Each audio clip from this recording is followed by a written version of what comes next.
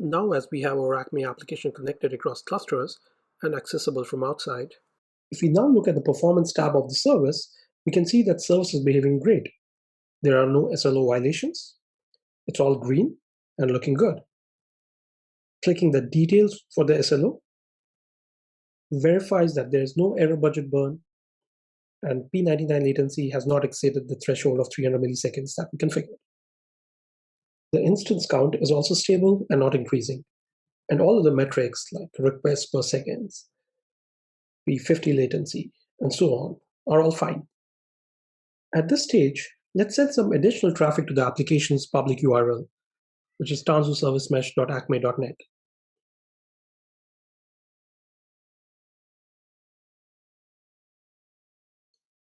Now let's go back to the performance view of the service and check if this traffic has any effect on the service level indicators and hence the SLO of the service.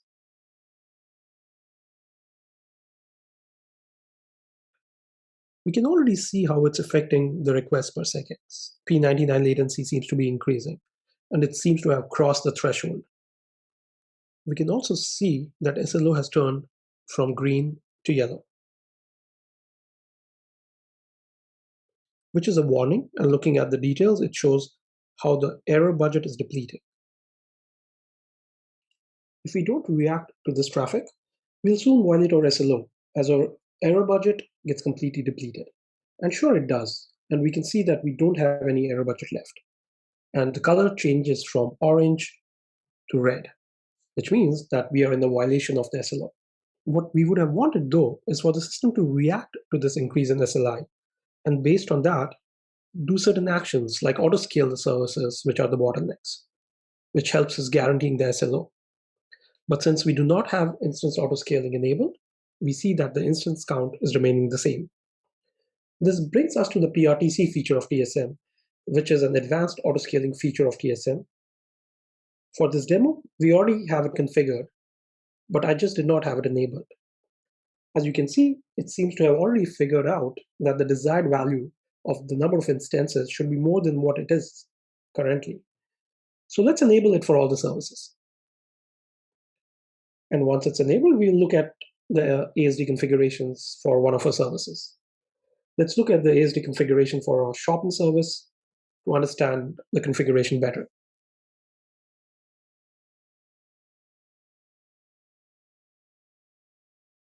As a part of this configuration, we have defined the mode to be efficiency. Efficiency mode means that you can scale out or scale in when needed. There's another mode called performance, which is always scale out. We have defined the min and max instances, in this case 1 and 10, and the metric based on which the definition is applied. In this case, scale up if P99 latency is greater than 300 milliseconds, and scale down if it's less than 50. Apart from P99 latency, TSM's autoscaler can also act based on other indicators like requests per seconds, or request count, or CPU usage millicores or percentage, or memory usage bytes or percentage, and so on. And you can see some of our other services using these. If we go back to our performance view now, we can see how we have started scaling up these services. There we go.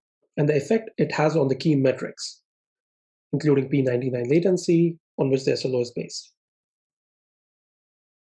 And as the latency continues to be under the threshold, our SLO has turned to green, which is healthy.